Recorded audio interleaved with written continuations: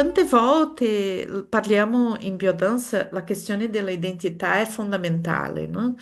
Identità è proprio la coscienza della nostra identità, no? La coscienza di chi siamo noi è proprio un punto fondamentale della struttura teorica e metodologica della biodanza, no?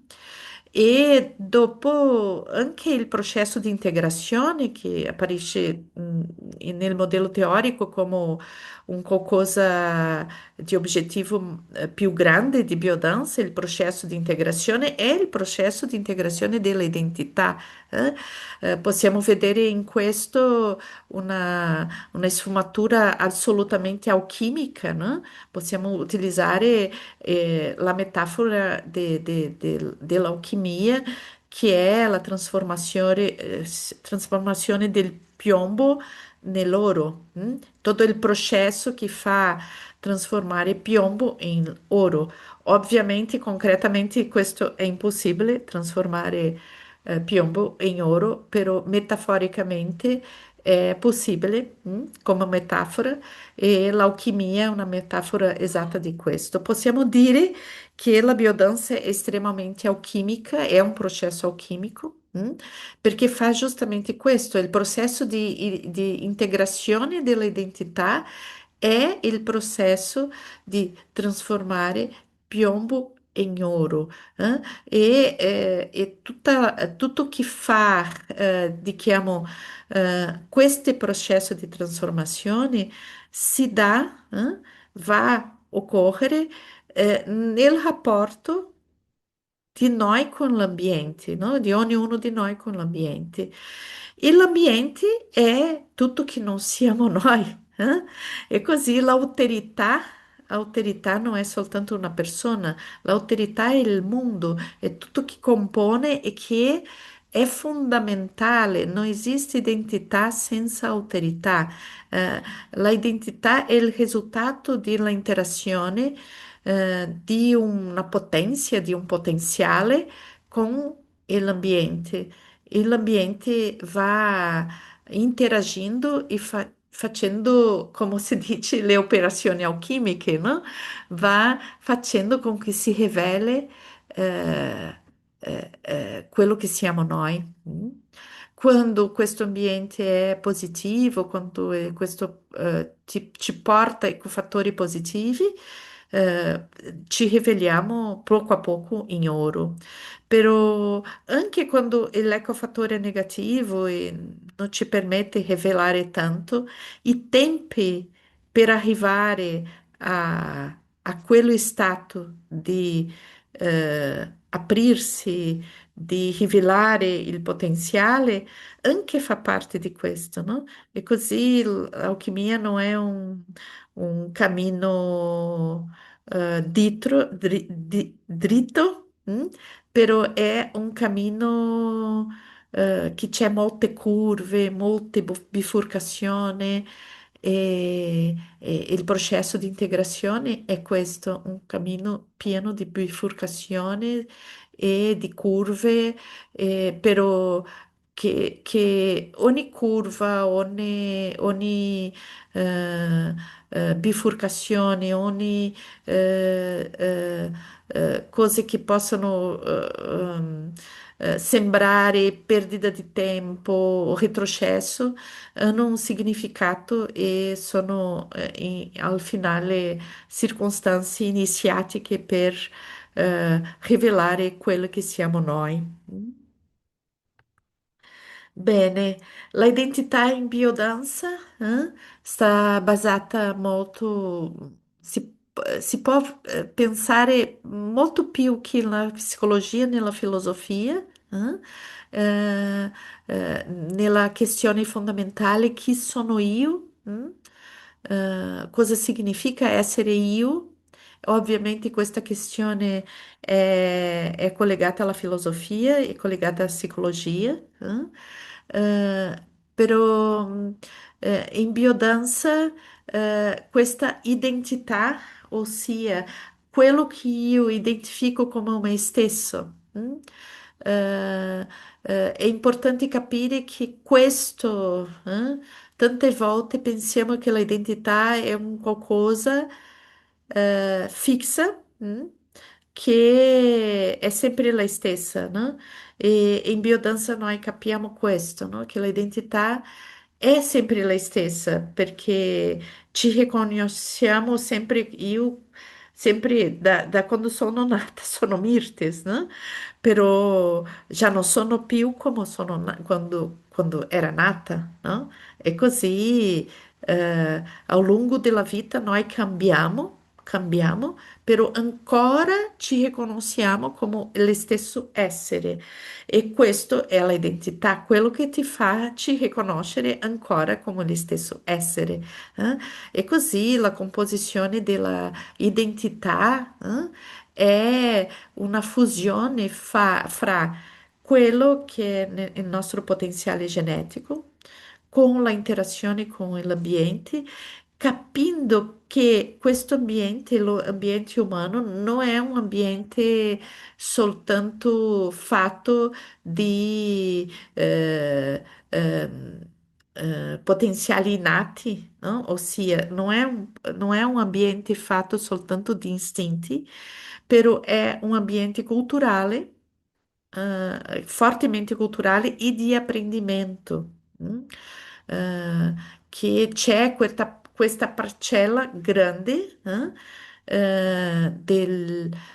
della composizione dell'essere umano che è l'apprendimento. E così questi apprendimento, va modellando la nostra identità.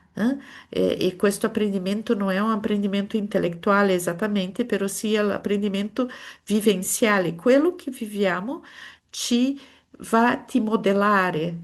C'è una fluttuazione dell'identità, che c'è qualcosa che è permanente, che è questa identificazione con se stesso, però c'è un'apertura infinita per tante modalità di essere nel mondo. E così l'identità non è rigidità, però può, quando c'è molta paura, eh, eh, io credo che principalmente paura, no? Paura di dissoluzione, paura di non pertencimento, c'è una grande possibilità di irrigirsi, no? Di tornarsi rigida e non cambiabile, soltanto che questo non è saudabile. L'identità deve avere una certa flessibilità ai cambi, alle trasformazioni, alle fluttuazioni. È certo che non può essere tutto il tempo fluttuando e tutto il tempo cambiando, perché sennò finisci la propria nozione di identità, no? Io credo che dentro del modello teorico di biodanza abbiamo molto chiaro questo nella pulsazione fra omeostasi e transtasi. Quando siamo nel periodo dove non c'è tanto cambio, e si stabilizza quella nozione di me stessa. Chi sono io? E dopo un nuovo periodo di cambio che si dà come un salto, no? Un salto quantico di percezione, un salto di forma di vedere a se stesso, che c'è coerenza con quello momento anteriore, però è un allargamento di questa percezione e così che genera un nuovo ciclo di accomodazione, di omeostasi, no? E così questa pulsazione fra omeostasi e transtasi è importantissima per la costruzione della nostra identità. E così questo, no, si opera, si vive, no? E si è stimolato in biodanza attraverso la pulsazione di autoconsapevolezza, della coscienza di se stesso, no? E della regressione. E così della regressione ovviamente percepita come un ritorno alle funzioni originarie, l'autoregolazione della vita, la, la capacità di lasciarsi andare nella autorregolazione, nel contatto profondo con se stesso, nella rigenerazione cellulare, tutto questo, no? E così di questa pulsazione che va a generare tanto il momento di omeostasi quanto il momento di transtasi. Mm? E bene, già ho parlato un po' quell'altro, però voglio approfondire un poco questo, no? E di chi è l'altro, no? Noi siamo abituati a pensare l'altro come altro essere umano. Mm?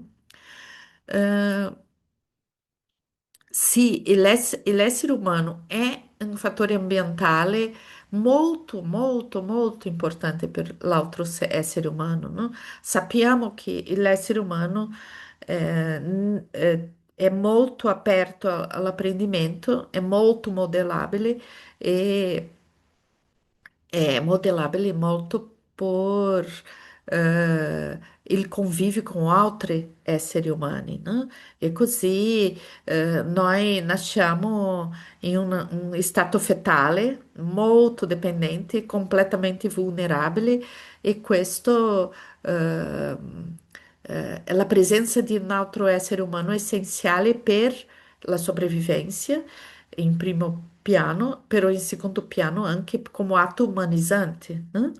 Sappiamo di questi accadimenti che ogni tanto succede, molto rari, però sta documentato, no? Di bambini molto piccoli che sono stati creati per animali che adquirirono i comportamenti di questi animali, non si umanizzano. Eh, mm, Però se facciamo il contrario, diamo un animale, un cuccioli di animale, di qualche animale, questo animale, chissà, dopo i criamo, dentro dell'ambiente umano, chissà, questo avrà un problema di socializzazione con suoi compagni delle stesse specie dopo, però mai si torneranno umani, perché non sono sistemi tanto aperti e eh, modellabili. Fra questo, quando succede questo con un umano, e praticamente non sviluppa le funzioni umane di socializzazione, di comportamento, non sviluppa, sviluppa altri comportamenti e altre funzioni, e così di tanto aperto che è, no? E così e questo altro umano è fondamentale per la umanizzazione e per la formazione dell'identità umana. Però possiamo pensare anche che questo altro, dentro di una visione sistemica, questo altro è tante altre cose anche, no? Che di certa forma, dentro della strutturazione dell'identità, non sono tantissimi importanti nel senso di umanizzazione, nel senso di adquirire un'identità come essere umano, no? Però sono fondamentali dentro della struttura di salute mentale, di senso di appartenimento, di cura di se stesso, di formazione di vincoli che sono anche non soltanto affettivi come trascendenti e di un'apertura per l'esistenza, no? E così possiamo dire che tutto che è, che non siamo noi e che interagiamo nell'ambiente è l'altro, no? E l'altro è il cosmos, e l'altro è il sole, l'altro è la mia macchina, e l'altro è il mio cane, e l'altro è il mio compagno, ok? Tutto è l'altro. Tutto che io riconosco come che non è a me stesso e tutti questi altri di tutte le sfumature vanno muovermi, vanno affettarmi, per questo la linea di affettività, no? Tutti questi altri ci affettano, di alguna forma, perché siamo in rapporti. tutto l'ambiente sta in rapporto con me stesso. Io affetto l'ambiente e l'affetto. Io sono l'altro per l'altro, e vado a affettare positivamente o negativamente. Mm? E così, ovviamente, il fattore umano è il più importante dentro della nostra specie, però non è l'unico. Mm? E lì possiamo pensare così bene.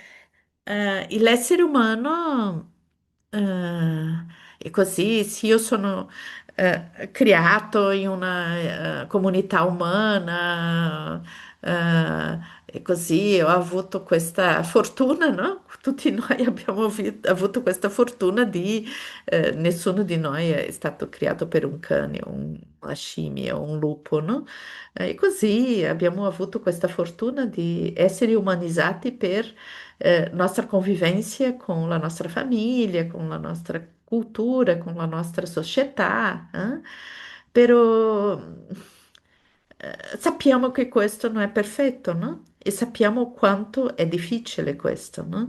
E io credo che qua è un poco dove entriamo noi facilitatori, no? Perché in questi rapporti umani, come possiamo eh, imparare in questi rapporti umani per portare quello che c'è di meglio, no? E sappiamo che anche dentro della biodanza tante volte è difficile questi rapporti perché è molto complesso i rapporti umani, no? E così abbiamo questo dilemma, no? È un dilemma che ha portato Schopenhauer, che è il dilemma del porcospino, no? Che è così, è una metafora, no? Che dice così che il porcospino, come è un animale mammifero, no? Di sangue caliente, caldo, sangue caldo, eh, eh, c'è bisogno di-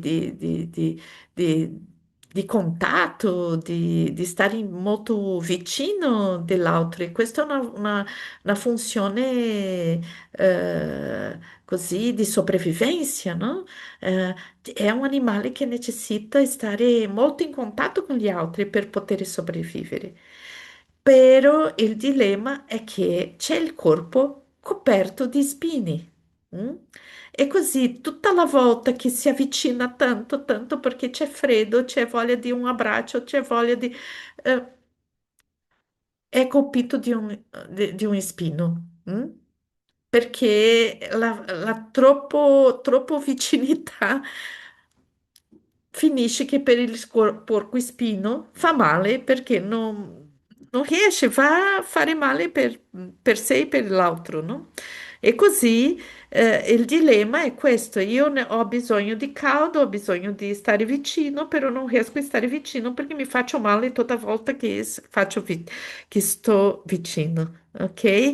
E che noi non siamo porcospini, eh?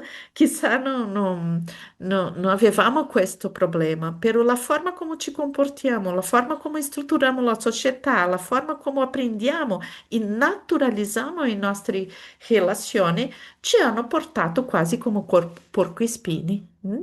E così, come che ogni rapporto che abbiamo di più vicinanza, c'è un rischio grandissimo di avere un spino. Mm?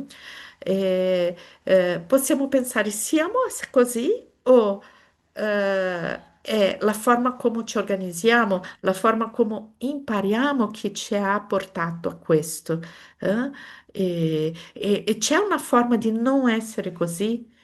Bene, io non ho la risposta, però siamo a lavorare perché, per, per percepire essere umano non con tanti spini, no? Abbiamo il potenziale degli spini, però chissà, no?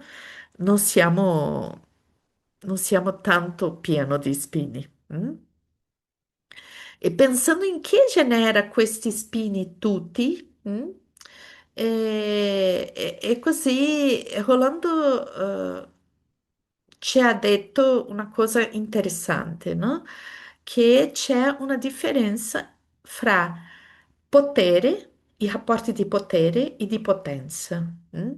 E lui dice che quelle persone che hanno un bisogno estremato di rapporti di potere, ossia un rapporto di privilegi, un rapporto di controllo, un rapporto di sentirsi più che altri, no?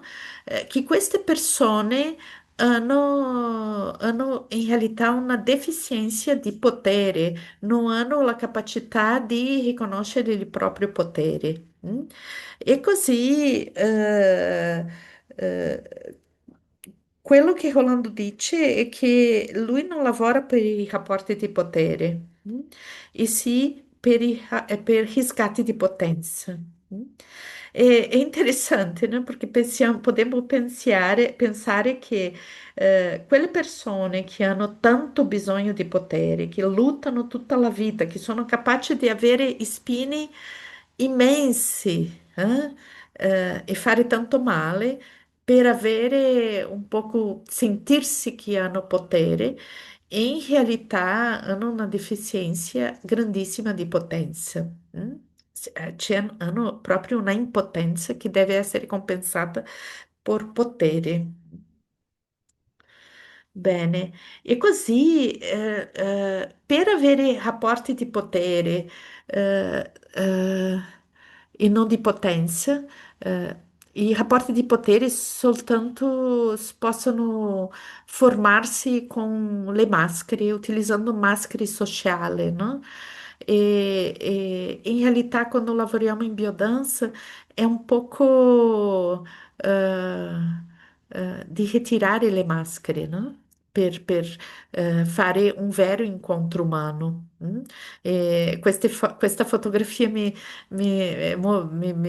porta molta tenerezza, no? Perché in realtà io credo che c'è una dimensione di noi, e di un momento della vita dove i rapporti di potere non importavano, no?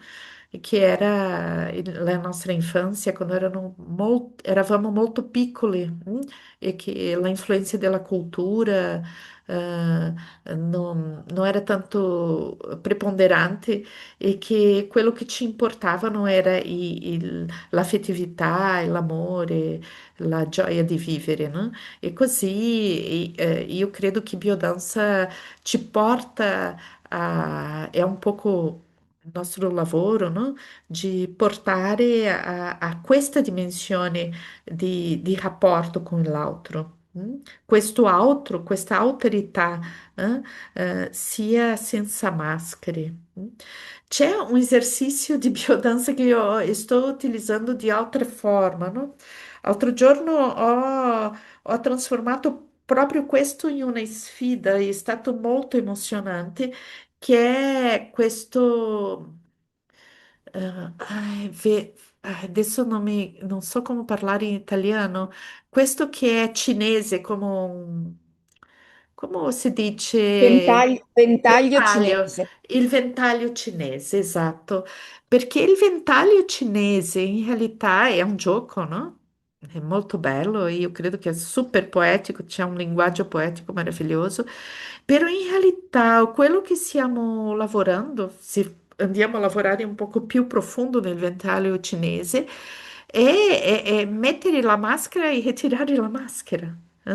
E così, quando lavoriamo i nostri partecipanti per andare verso l'altro, no? In questo rapporto di se stesso con l'altro, e proponiamo questo di stare senza maschere, questo non significa che sempre devo andare senza maschere, no? Sarebbe una ingenuità andare senza maschere. La nostra società è molto violenta, no? E così si consiglia a stare con le maschere, perché la nostra società non può sostenere persone senza maschere, senza massacrarle, massacrarle e senza ammassarle. Però la proposta di biodanza io credo è come il ventaglio cinese, no? È l- trovare lo sguardo, trovare lo sguardo, avere la connessione e lì ritirare la maschera per entrare in questa dimensione del rapporto con l'altro molto profonda e che lì c'è anche tutta la questione di fusione, no? Di poter essere uno con l'altro, o con un gruppo. Questo fenomeno si può vivere anche in gruppi, no? E così è la proposta, però non in un livello di perbenismo, di ingenuità, no? Dove io devo amare a tutti perché sono umana, no, no. Mm. Però sapere creare il vincolo, dove esiste il vincolo, dove è un spazio sicuro, e creare lo spazio sicuro. Mm. Perché infelizmente abbiamo creato una società che c'è molta violenza, no? Siamo in un momento, la storia umana è una storia di dissociazione, no? Se studiamo un poco la storia sappiamo che abbiamo costruito una storia di dissociazione, con rari momenti di pace e armonia. E così sapere navigare in questo e creare le strutture dove non è necessario la protezione, è poter creare gli spazi sicuri.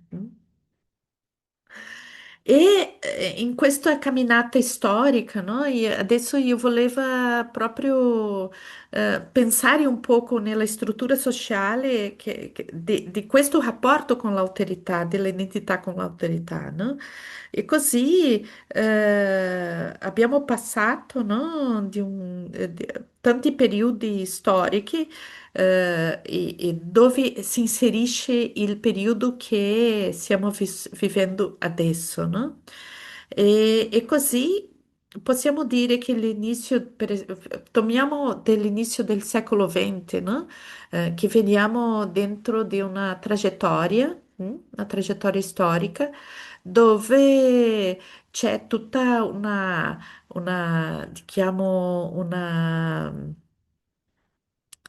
costruzione, di rapporti sociali, rapporti eh, di eh, eh, struttura sociale e culturale dove esiste un predominio della razionalità, e un predominio anche dei rapporti entre le persone. L'arte si è modificato, si è aperto molto della scienza e dell'arte. Questo ha creato un'atmosfera favorabile a tante manifestazioni che mai hanno avuto possibilità, no? Di espressioni artistiche, non tanto legato a strutture di potere permanenti, no? Come era anteriormente, per esempio, la Chiesa, no? O le monarchie, però si è sviluppato molto poco a poco la democrazia, però anche si è strutturato dentro di questa struttura, diciamo, politica nuova, ha anche strutturato la rigidità, la polarizzazione, la scarsità e questo dentro del proprio sistema capitalista ha proprio generato tensioni, che sono tensioni che ancora siamo a vivere, no? E così di un certo momento, no? Dove aveva ancora una visione molto razionalistica delle cose, un pensiero che voleva capire l'essere umano e voleva capire la, eh, il funzionamento delle cose, e che dove era molto validato anche il vincolo con le persone, il vincolo dei gruppi che lavoravano insieme, tutto. a un certo momento c'è una ruptura. Que eu credo que questa ruptura succede principalmente per tutta il sviluppo della comunicazione, dei mezzi di comunicazione, e della struttura di potere utilizzando questi mezzi di comunicazione. E così c'è un passaggio. mm, che si fa, che si passa, che si dice che si passa dalla modernità per la postmodernità, no? E dove questo spazio di privacità, questo spazio di contenimento sembra svanire, comincia a svanire e questo si dà in questo fenomeno di chi quello che è privato e pubblico non c'è più una frontiera esatta, ok? E così quello che io vivo come la mia intimità, c'è un qualcosa che può superare questa intimità e andare al pubblico però non come una cosa bella che sto esponendo, però come una banalità. È una banalizzazione di quello che era intimo, che era quello che era sagrado, no? Eh, questo Bauman, Sigmund Bauman parla un poco, per esempio, del momento in cui i programmi di TV, no? Cominciano a discutere, per esempio, una coppia, c'è un problema conjugale e vanno alla TV un programma a un programma pubblico così per discutere la relazione dove il presentatore e il pubblico vão dare opinioni su quello che sta succedendo, no? E così è come si va svanendo la frontiera fra il pubblico e il privato. Però questo svanire, questa frontiera non vuol dire che c'è una socializzazione, una comunione, no, c'è un processo di banalizzazione di quello che era sagrato per il essere umano. Tutto va avendo una dimensione banale, superficiale di consumo e ovviamente dentro quando questo va evoluendo e va surgendo la internet e tutte queste cose, possiamo vivere questo al massimo oggi, no? Questa banalizzazione, questo che dobbiamo fotografare cada cosa che facciamo e mettere lì nelle reti sociali come un, un, un esempio di felicità, no? Una felicità che tante volte non esiste, però che deve essere performatica. La postmodernità va costruendo una società performatica, della performance, delle immagini, no? Bene, e dopo, questo va evoluendo di una forma che arriviamo in una specie di società liquida, no? È molto importante che questa società liquida è una società che non c'è più forma, non c'è più un formato, è impalpabile, non c'è più struttura, è un qualcosa che può adattarsi a qualche struttura.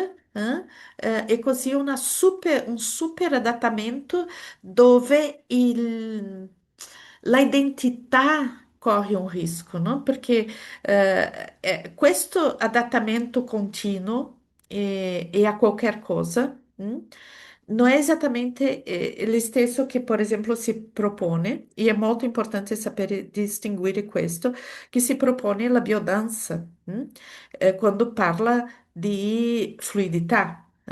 La fluidità è una modalità di interazione dove io adquiro la forma, io ho una capacità di adattamento, però senza perdere la mia identità. Non è un negare l'esistenza di se stesso, a ponto di non sapere più i miei bisogni, l'importanza delle cose per me. E dentro di questa modernità liquida, no? Tutto è un fluire, tutto è un passare, un non fissare, che ci porta a una dissoluzione della propria identità nel senso di profondità dell'identità. E la referenza di chi sono io passa a essere basato in questa superficialità. E così io affermo chi sono io non per la mia presenza nel mondo e per chi sono io, però sì per i simboli di status, i valori di consumo, e, e anche la mia validazione sociale. Nel senso di utilità sociale. Dentro della modernità liquida esiste un processo continuo di essere validato, no? E uma paura immensa di non avere più validità. Perché nella nostra società di consumo tutto è fatto per andare alla spazzatura. Tutto, perché se non va, le cose non sono prodotte per essere consumati, sono, eh, sono prodotti per perdere la validità, per dover produrre più cose. E così il principale è non valere. C'è una condanna, questo secondo Bauman, no? C'è una condanna e così per Bauman tu passa tutta la vita eh,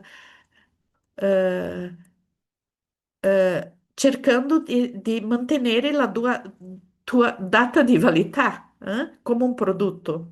E così questa è una distorsione dell'identità molto profonda e che genera tanta ansietà, tanta disconnessione, e che è duro pensare queste cose, però io credo che è super importante per capire dove stiamo lavorando con le persone, no?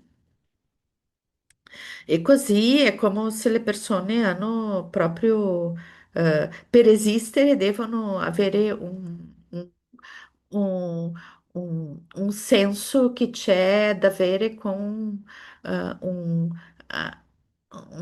appartenimento che non è basato nella importanza di questa persona nella nostra vita, no?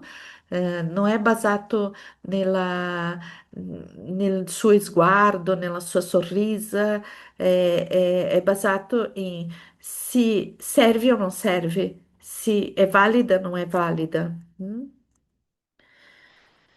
Bene, e e questo che stava parlando c'è da vedere con questo filosofo Zygmunt Bauman, no?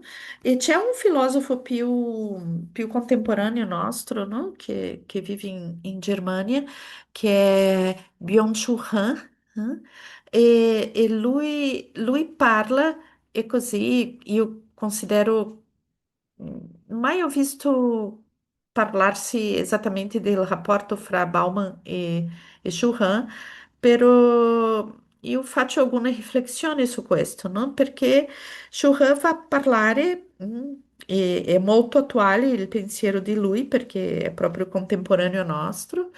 E lui fa parlare di che nel secolo XX, eh, esisteva, io credo che siamo un poco a ritornare a questo, no? Un eccesso di negatività. Ossia, se pensiamo in alterità, eh, dentro di questo eccesso di negatività, l'altro è sempre guardato come una minaccia. mm? E così l'eccesso di negatività esiste in culture, in società dove che sono molto, molto competitivi, o dove l'altro è sempre una minaccia. Mm? E così tutta la costruzione bellica del mondo, no? Toda costruzione che vede l'altro come un nemico più che difficilmente va a vedere l'altro come una possibilità di incontro, però sì, sempre come un nemico, eh, costituì questo sempre come l'altro è minacciante. Mm?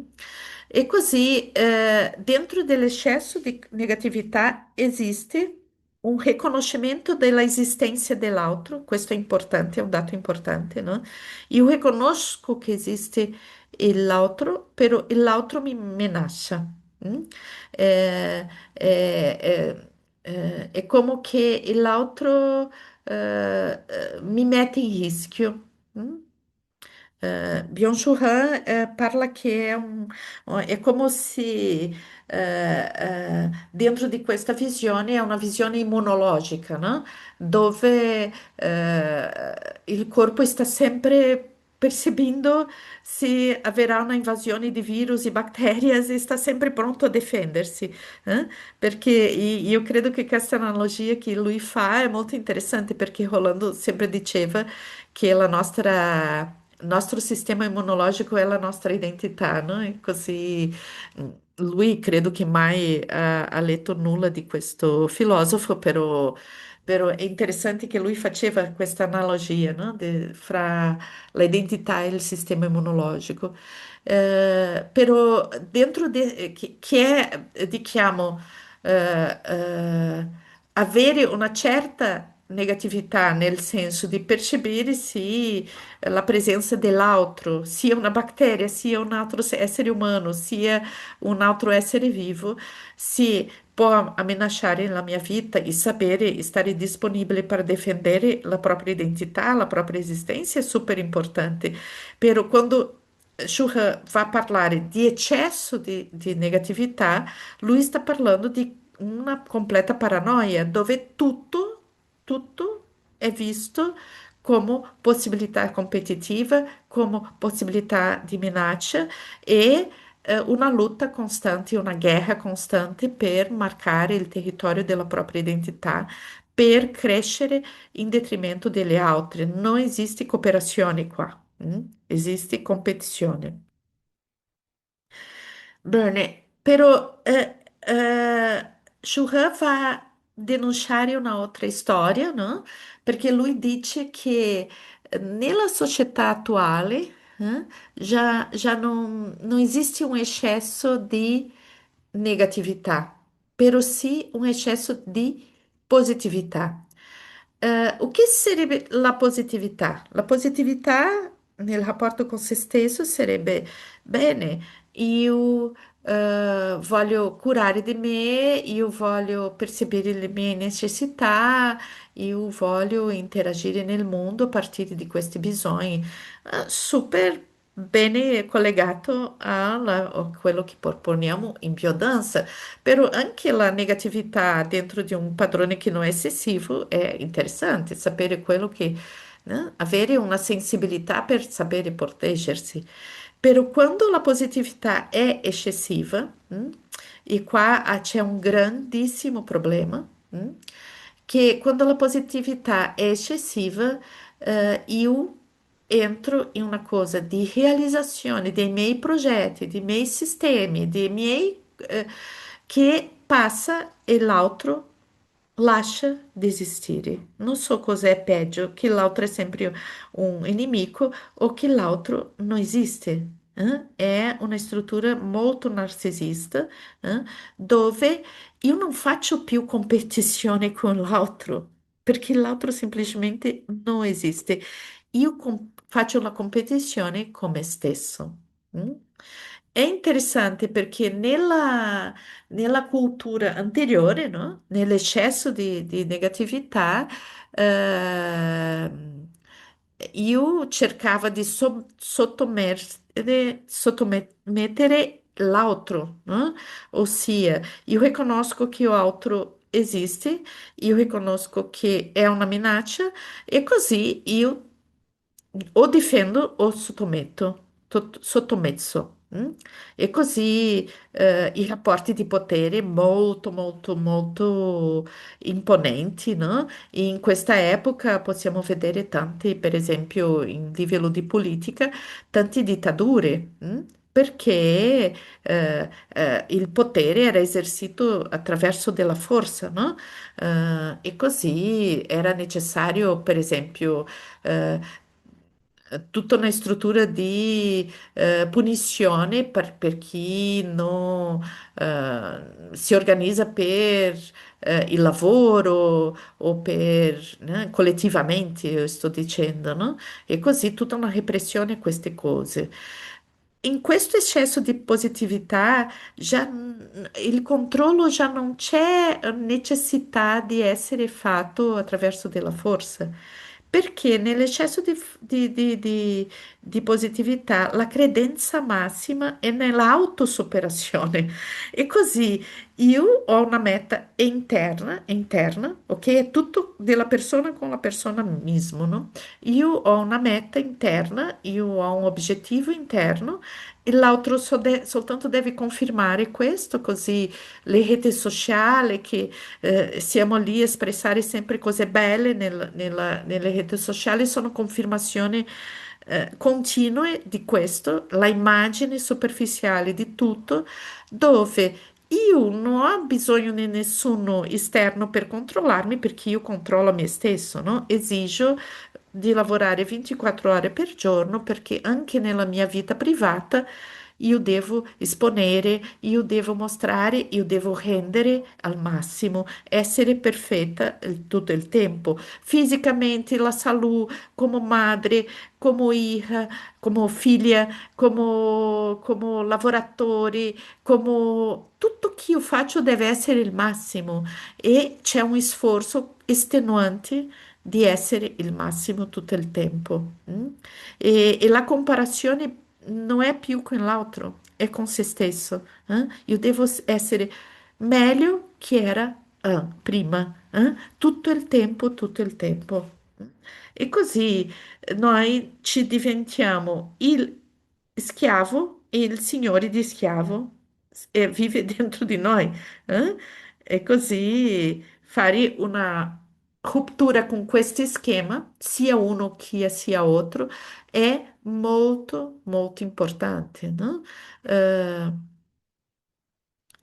è percepire che, bene, abbiamo un bisogno tremendo di riconoscenza di noi stessi in rapporto con l'altro, attraverso le cose semplici. mm? È il ritorno alle origini, al ritorno alla bellezza della vita, al ritorno di poter semplicemente godere la vita senza produrre nulla, senza confermare nulla, senza validare nulla, sia essere validato per l'altro, sia essere validato per se stesso. E è interessante perché Schuher fa esattamente questa proposta, no? Però è la proposta di biodanza, no? E così cosa possiamo tenere in mente quando lavoriamo la biodanza, no? Sapendo di queste strutture di identità, alterità, che ho esposto qua adesso, no? Io credo che questa cosa di tornare all'origine è super importante, e così ricordare quello che Rolando parlava, no? Che lui diceva, no? La biodanza non lavora con il straordinario, lavora con l'ordinario, lavora con la capacità di dare la mano per camminare con altra persona, lavora la capacità di guardare negli occhi per comunicare con l'altro, lavora la capacità di stendere la mano per altro essere umano, lavora la capacità di essere empatico, lavora la capacità di mettere un bambino nei bracci e dondolare. lavora la capacità di fare un cerchio e guardare la comunità. Mm? E così tante volte possiamo, se non abbiamo coscienza di questo, no? Possiamo pensare nella biodanza in un senso di ingrandimento, di strutture che non sono di identità, sono strutture egoiche. E così, quando io affermo chi sono io, questa affermazione non può essere basata in sentirsi in potere. Però sì, deve costruirsi come sentirsi in potenza.